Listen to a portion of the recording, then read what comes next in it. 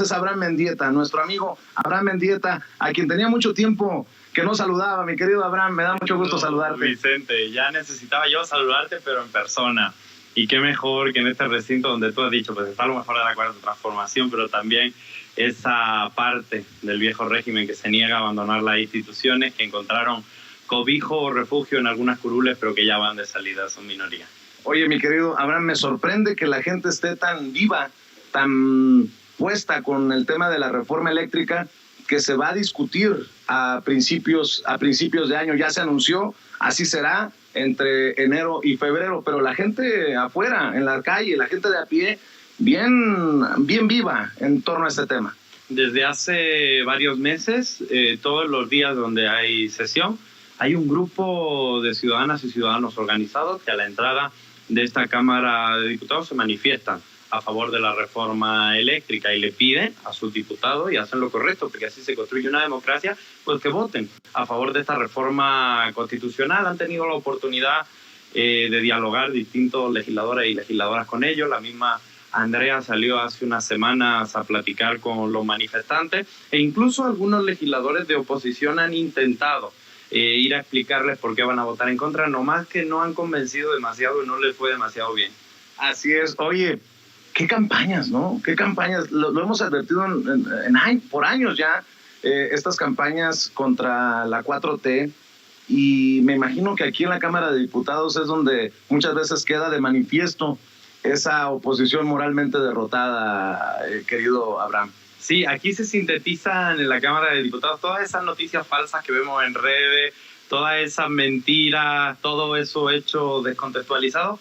Con varios días de retardo, aquí vienen los legisladores del PAN a soltarla en tribuna, aunque ya hayan sido de mentira, aunque no tengan ningún sustento. Aquí se cristaliza toda esa campaña negra que vemos en redes sociales. Sin embargo, a mí me parece un ejercicio muy divertido. Se lo he dicho a los legisladores de oposición, de vez en cuando puedan, abran el en vivo del canal del Congreso en YouTube y pueden ver los comentarios de la gente para que de verdad vean lo que opina el pueblo de ustedes, ¿no?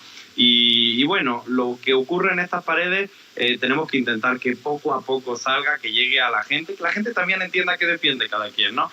Mientras hay una bancada de la Cuarta Transformación, que por cierto es mayoritaria, está impulsando las reformas constitucionales que necesita nuestro país, como la reforma eléctrica, que nos hace perder 400.000 millones de pesos al año, también hay otros diputados y diputadas opositores que defienden los intereses de Iberdrola, abiertamente, de las empresas extranjeras. Y te lo digo con mucho respeto, Vicente, pero aquí en este recinto donde estamos hay cabilderos de empresas como Iberdrola paseando sin ningún problema, permanentemente. Pues seguramente son muy conocidos de el expresidente Felipe Calderón y de la honorable diputada del PAN, Margarita Zavala Gómez del Campo. Y sin ir más allá, para que te hagas una idea de qué tan dentro están esos cabilderos, hay diputados y diputadas y senadoras y senadores de la derecha que llegan con los argumentarios del Consejo Coordinador Empresarial, no se molestan ni en quitarle el logo, y leen directamente el documento oficial que les manda el Consejo Coordinador Empresarial o cualquier otro grupo empresarial. Es verdaderamente descarado cómo defienden los intereses de las grandes empresas a costa, si hace falta, al pueblo de México. Afortunadamente ya regresó de Glasgow Gabriel Cuadri para entrarle al debate de la reforma eléctrica. Pues ya era hora. Nótese mi sarcasmo. Ya era hora que regresara, se tomó una buena vacaciones, aunque yo no lo vi entrar al debate de la reforma eléctrica, yo lo vi defender la corrida de toros como coordinador de medio ambiente del PAN, pues defiende que en una plaza de toros se torture y se asesine animales. Eso es la agenda que trae el diputado Cuadri. ¿Cómo llega el presidente? ¿Cómo ves tú? Porque no hemos platicado. Estuviste en la plancha del Zócalo y viste a más de 250,000 personas, y por más que digan que son acarreados y por más que minimicen este músculo del pueblo a favor y en respaldo del presidente Andrés Manuel López Obrador, ¿cómo ves que termina su primer mitad de mandato el presidente y cómo ves lo que se viene? Pues fíjate que yo tuve la fortuna en el Zócalo de encontrarme a los compañeros Hans Salazar, Manuel Pedro, y eso me permitió tener dos perspectivas, porque yo estaba en la plaza abajo, pero también subí un rato con ellos a las terrazas para la transmisión y tenía la vista desde arriba y la vista desde abajo, ¿no? Yo creo que 250,000 personas con suerte en la plancha del Zócalo, pero en las calles aledañas estaban también desbordadas. Era un fervor popular pues verdaderamente emotivo que se contagiaba, ¿no? Yo creo que el presidente termina fuerte y ya ni siquiera es opinión personal, son las encuestas y son los estudios de opinión. Lo que me sorprende, querido Vicente, es que la derecha sigue insistiendo en atacar al presidente precisamente en los rubros que él es más fuerte, en los rubros que él es más duro y donde no va a bajar. Combate contra la corrupción, libertad de expresión, todas las encuestadoras demuestran que la gente cree que han mejorado esos rubros y sin embargo la oposición sigue pegando por ahí como quien golpea una piedra que nunca se resiente. Hace unos minutos Toño Ruiz y Ricardo Sevilla analizaban esta respuesta que da López Dóriga insistiendo en que fue un simulador, esto del tren a Santa Lucía. Es impresionante cómo han perdido no solamente popularidad, muchos medios de comunicación y periodistas que le están haciendo el caldo gordo a esos odiadores de la Cuarta Transformación, han perdido dignidad, han perdido vergüenza, con todo el descaro mienten y todavía se dan el lujo de después hacerse las víctimas, como el caso de Loret, que fue señalado como corrupto ayer en la mañanera, o como Denise Dresser, que es exhibida por lo del golpe de Estado. Maldito golpe de Estado que tiene a muchas personas afuera apoyando la dictadura. Qué golpe de Estado tan raro en la que quienes se oponen al gobierno controlan todos los medios de comunicación, tienen jueces amigos dentro del Poder Judicial. Qué golpe de Estado tan raro, ¿no? Y era especialmente dolorosa la metáfora de Denise, entendiendo que en América Latina ha habido dictaduras militares terribles, ¿no? La dictadura chilena, que le cortó sus dedos y su lengua al cantautor Víctor Jara, que dejó miles y miles de desaparecidos forzados, muchos acabaron en el fondo del mar, por eso no se pudieron nunca encontrar. Barbaridades como las que ocurrieron en Argentina, con Videla, en Brasil.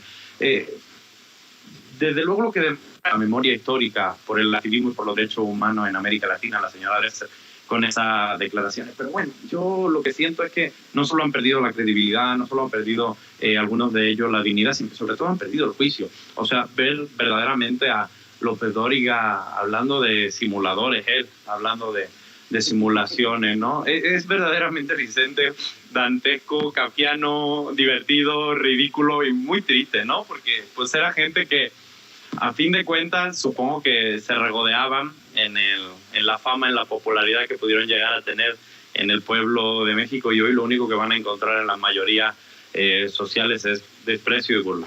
Desafortunadamente no alcanzamos a llegar al menos a tiempo al evento al que había llamado y había organizado la diputada Andrea Chávez, porque para mí es de gran interés en momentos en que le apuntan el dedo al presidente Andrés Manuel López Obrador por disque no hacer lo suficiente para garantizar la seguridad de las mujeres, para luchar contra los feminicidios, para no hacer lo que corresponde en el tema de violencia de género. El evento del campo de los algodones allá en Ciudad Juárez, algo que me llega al corazón. Quiero decirle a la audiencia que 2 premios Emmy a la excelencia periodística en Estados Unidos que me han hecho el favor y el honor de entregarme en mi carrera han sido precisamente por las investigaciones de las muertas de Juárez. Y las muertas de Juárez no ocurrieron o no empezaron a darse en este sexenio. Venimos arrastrando un doloroso lastre, una dolorosa historia de violencia contra la mujer. Y qué bueno que la más joven de las legisladoras, que la más joven de las diputadas y diputados en esta legislatura ponga el dedo en la llaga, como lo ha hecho desde su curul y desde la tribuna en muchas ocasiones ya. Andrea, desde que llegó al recinto parlamentario, pues, tenía claro que los temas que había que abordar, porque además son una deuda muy clara, son los temas relacionados con las violencias estructurales. Y el tema de las violencias contra las mujeres en Juárez, que está ya, sobre todo a partir de los 90, tiene otro punto de auge, que es cuando llega la guerra, ¿no? Porque a una situación difícil de descomposición social le añade el laberinto en el que Felipe Calderón nos metió como sociedad mexicana, incluso utilizando determinadas ciudades como un laboratorio, ¿no? de esos planes de violencia oficial, formal, incluso extraoficial, con escuadrones clandestinos, ¿no? Ahí vemos de verdad cómo se rompen, ¿no?, todos los esquemas de una sociedad. Y Ciudad Juárez, pues desgraciadamente, para que te hagas una idea, pasa de cerca de 150 homicidios en un año a casi 3.000, solamente con la llegada de la guerra contra el narcotráfico, ¿no? Estamos hablando de una ciudad que podría haber desaparecido si la guerra se hubiera intensificado y mantenido durante muchos más años, ¿no? Fue el terror, fue la violencia, mientras estos sinvergüenzas, además, Vicente, que es lo que a mí más me duele, estaban en la nómina de los grupos delincuenciales, ¿no? Mientras su secretario de seguridad cobraba del narcotráfico, mientras Cárdenas Palomino y sus superpolicías también estaban en la nómina de los delincuentes, ¿no? Ese es el rompimiento, ese es el momento en el que el Estado mexicano, por desgracia, comienza a trabajar al servicio de estos grupos y de sus representantes políticos. Y eso es lo que defienden, perdón, lo voy a decir con nombre y apellido, las Marianas Gómez del Campo. Vemos pasar a Gabriel Cuadri por aquí como si nada. Ya era hora de que viniera. Así, vamos a ver si lo alcanzamos. Ya no lo alcanzamos. Bueno, Gabriel Cuadri pasa por aquí. No quiero violentar la entrada al recinto, pero seguramente tendremos la oportunidad de confrontarlo a Gabriel Cuadri en este tiempo que estemos por aquí. Yo creo que va a sus oficinas. Pero mi querido Abraham, precisamente personajes como Gabriel Cuadri, como Mariana Gómez del Campo, como Margarita Zavala, es lo que siguen defendiendo. Eso el legado sangriento que dejó Calderón, ¿con qué autoridad moral se siguen subiendo a querer señalar a este gobierno por los esfuerzos que se están haciendo y hasta por querer ridiculizar lo de abrazos no balazos, ¿no? Que es ir al fondo, a la raíz del problema? Mira, todo el mundo se reía, o nos reíamos, de Enrique Peña Nieto, porque pensábamos que era medio pendejo. Sí, básicamente. Pero está demostrando ser mucho más inteligente que estos personajes, porque por lo menos guarda silencio. Estos personajes, después de todo el daño que le hicieron al país, se atreven a seguir declarando todos los días noticias falsas, se atreven a seguir enojándose cuando el presidente los confronta, incluso se atreven a postularse, respaldados siempre bajo distintos mecanismos de elección, no vaya a ser que el pueblo no los quiera, en las curules de la Cámara de Diputados y del Senado de la República, ¿no? Evidentemente el calderonismo como grupo político está intentando sobrevivir, pero también evidentemente está herido de muerte porque tiene a su máximo exponente en la cárcel por narcotráfico en Estados Unidos. Así que, bueno, yo creo que lo que están haciendo es subir el perfil para que en el momento en el que les llegue la justicia ellos puedan decir que son perseguidos políticos, como el señor Ricardo Anaya. Un par de cosas, porque sé que andas ocupado, Abraham. Pero lo primero es lo primero, Vicente. La posada, por ejemplo. Esto es lo primero. Después les cuento. A ver, Abraham, ¿qué onda con el PRD, por ejemplo? ¿Qué onda con el PRD? Ahora dicen que ya no son de izquierda, que son socialdemócratas. ¿Qué onda con Porfirio Muñoz Ledo? Que de última hora, llegada desde 2013, ¿no? Ya, el PRD ya no es de izquierda. No manches, qué notición, ¿verdad? O sea, uno se sorprende. No, voy a dejar de votarlo, ¿no? O sea, no manches. ¿Es el camino a la desaparición del PRD? Definitivamente. Lo podemos ver en la elección extraordinaria de Nayarit.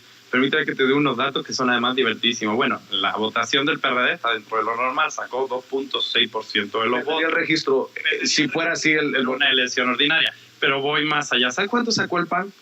2.4% de los votos. O sea, Vicente, están desaparecidos. Si no compran votos, eso es lo que de verdad valen, eso es lo que de verdad pesa. 2.5% del padrón electoral y el PRI 4%. Junto, PRI, PAN y PRD sacaron un 9% de los votos en la elección extraordinaria en Nayarit que tuvo lugar el pasado domingo. Menos del 10% de los votos. O sea, verdaderamente no solo están moralmente derrotados, están electoralmente derrotados, ¿no? Y quien resistió bien en Nayarit, y enlazo con lo que tú me decías, fue Movimiento Ciudadano, porque tenía un candidato que había posicionado mucho a lo largo de unos años. Y con eso inauguran a un nuevo asesor que parece que ha sido productivo, ¿no? Si lo vemos en la elección de Nayarit, que es don Porfirio Muñoz Ledo. Ya es el colmo de Porfirio, ¿no? No, pues de la que nos libramos, con todo respeto, los que simpatizamos. Querían que fuera presidente de Morena. Es una cosa increíble, ¿no? Y yo entiendo a los compañeros y las compañeras que se enojan con las decisiones internas, pero ahora sí que, con mucho respeto, pero la que nos libramos, que bueno que no le hicimos caso, porque sí está canijo Porfirio Muñoz Ledo, un anti-AMLO declarado como presidente del partido de AMLO, me parece fuera de lugar, un tipo que le está haciendo el juego a la derecha, ¿no? Y lo que uno se para a pensar, respetando la trayectoria de don Porfirio, es pues, ¿qué intereses están detrás? ¿Quién mueve a Porfirio a hacer determinadas cosas, no? Y sobre todo, ¿a cuántos asesora? Porque según yo seguía siendo asesor de Morena, Porfirio, y ahora también asesora a la oposición, pues está complicado, ¿no? Está cabrón, está cabrón. ¿Y qué decir del PRI y del PAN? Aquí en la Cámara de Diputados, Alito Moreno sube a tribuna y Alito Moreno literalmente no se gana ni a las canicas. El PRI podría perder incluso sus dos bastiones más importantes en las próximas elecciones, en el 2023, que es Coahuila y el Estado de México. Y el PAN, pues ya hasta hay salida de algunos legisladores de la bancada del PAN que se suman a Morena. ¿Por qué? Porque no soportan a Marco Cortés. Yo no veo, salvo que el problema esté dentro del propio movimiento, que esta oposición vaya a aspirar por lo menos a ganar nuevos espacios de poder o recuperar espacios de poder. Sí, a mí me gusta pensar en la metáfora con el peronismo argentino, ¿no? Definitivamente Morena, y Morena, digo, la cuarta transformación se convirtió en ese espacio de lo social que busca las transformaciones sociales que la mayoría social requiere. Y ahí hay un espectro político amplísimo, desde personas que se podrían vincular a la derecha política abiertamente o al centro político, hasta la izquierda mejor organizadas y más ideologizadas, ¿no? Yo creo que a eso vamos, a un momento en el que Morena se nutre de sectores muy diversos de lo social, lo cual tiene una parte preocupante, por supuesto, especialmente para los que no toleramos a la derecha política, pero que a la vez se convierte en el movimiento político que da forma a un país como fue el peronismo en Argentina, ¿no? Esa yo creo que es la definición más plausible de lo que viene. Morena sigue creciendo, ampliando, ganando espacios de poder en lo local y en lo estatal, como vimos en las elecciones de 2021, pero a la vez con perfiles muy distintos que ya no necesariamente tienen esa procedencia de izquierda o esos valores políticos directamente ligados al presidente López Obrador, pero bueno, andándose hacia el camino, y yo creo que también ahí es muy importante meterle a la formación política, a la capacitación política, y quien no tenga ideología porque no la encontró, la vamos a construir. Querido Abraham, pues yo sé que estás ocupado, te agradezco esta deferencia. Ojalá que... Censura es siempre lo primero, querido Vicente. Oye, ya que estás diciendo eso, ¿no te da penita que yo ande ahí con un tripié y un telefonito? Me imagino que cuando viene Ferriz, Pedro Ferriz de Cono, Pedro Ferriz Híjar, vienen con los grandes equipos. Cuando viene Ciro Gómez Leiva o Carlos Loret a la Cámara de Diputados, se detiene todo. No, Vicente, a mí me daría mucha pena que tú vinieras aquí como vienen otros que traen 25 miembros de equipo, 7 camionetas, 4 cámaras que me blindan las obras y me las cierran como si la cámara fuera. Eso me daría pena. ¿Cómo me va a dar a mí pena estar con nuestra gente chingona que además pues ha estado tan pendiente y tanto tiempo, ¿no? Y más en este espacio que tantos ataques ha recibido pues de todos lados, de los medios tradicionales que no soportaban que, como despectivamente nos llamaban, ¿no?, los youtubers tuvieran espacios informativos en los que no se desvían a la publicidad de las grandes empresas, a ese tipo de intereses tan mezquinos, e incluso de las propias plataformas que te han hecho la vida imposible con los canales, con las monetizaciones y con todas esas cosas, ¿no? Pues yo creo que el logro real es que Sin Censura no solo siga de pie, sino siga siendo un referente informativo para tanta gente tan comprometida y tan honesta, como vimos afuera, que estaban los de la reforma eléctrica que no te dejaban irte, no te dejaban moverte, ¿no? Y creo que eso es verdaderamente relevante, querido Vicente, espacios de resistencia que al final se convierten en referentes informativos y que como te decía, ya es hora de que a ti te tocó en su momento tener que irte a los Estados Unidos para poder desarrollar una carrera periodística formal. Pues ahora que se vayan ellos a Estados Unidos si quieren. Ahora el pueblo está más informado, está más comprometido, y desde aquí, desde la tierra, tenemos que seguir construyendo. Pues te prometo que vamos a hacer los esfuerzos para regresar a las calles, que es lo que me has pedido. Esta es tu casa, tú sabes que te queremos, que te admiramos, que te respetamos, y ojalá que sigamos construyendo en a lo que tú también le apuestas, porque Sin Censura está donde está gracias a personas como tú, que han dejado la piel también en el camino, mi querido Abraham Mendieta. No, al contrario, yo de verdad que considero a todos los compañeros y compañeras como parte de una familia, además con objetivos muy, muy nobles, como son la información y también una parte de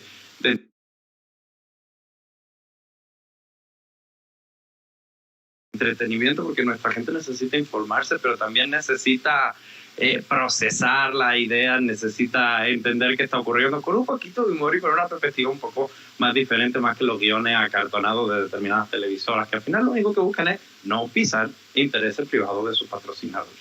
Pues por aquí van a pasar algunos seguramente cabilderos de Iberdrola. Voy a ver cómo me va, a ver si no piden seguridad, aquí anda este cabrón. Pero ojalá que también tengamos la oportunidad de platicar con Andrea Chávez. Sé que la doctora Leticia Calderón Chelius está formando parte también del evento, así que pues también espero en algún momento cruzarme con los compañeros de siempre, Gerardo Fernández Noroña, en fin, hay muchos con los que tenemos que platicar, con Julieta Ramírez, también muy joven de Baja California, en fin, hay mucho por hacer el día de hoy desde la Cámara de Diputados hablando. Así es, y además te lo vas a encontrar a todas y a todos, porque hoy hay sesión, está Julieta, está el buen Hamlet, está Andrea, todo te lo vas a encontrar. Pues aquí estamos, mi querido Abraham. También y a lo mejor te encuentras a los malos, ¿eh? Ojalá, cabrón, la verdad. Ojalá. Imagínate que me encuentre de frente a Margarita Zavala o a Mariana Gómez del Campo o a Alito Moreno. Tengo la sensación de que no te van a querer dar la entrevista. ¿Por qué? Si yo soy tan propio y decente y soy... No, Vicente, si no se trata de ti, si es que esto no es personal contra ti, es simplemente que saben que tienen muchas cosas, que no les apetece tener una cámara adelante para hablar. Imagínate, y se te ocurre la impertinencia, Vicente, porque tú eres muy impertinente, de preguntarle a Alito Moreno por Campeche, pues no me lo vas a incomodar. O a Margarita Zavala, perdón, ¿lo podría decir aquí? Sí. Si dejó crudo no, obviamente, imagínate, me sacan a patadas de aquí.